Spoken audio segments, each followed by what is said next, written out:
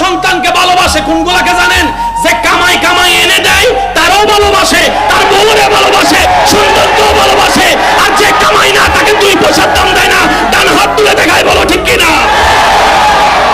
কোথায় ভালোবাসা? যেখানে মার ভালোবাসা, বাবার ভালোবাসা অনেক সময় আমরা রিয়েল পাচ্ছি না। মনে রাখবেন, এটা মাথায় বসায় রাখেন, আল্লাহ এবং নবী আপনাকে রিয়েল ভালোবাসেন, নিঃস্বার্থ ভালোবাসেন, নিঃস্বার্থ। কেমন ভালোবাসে বলি?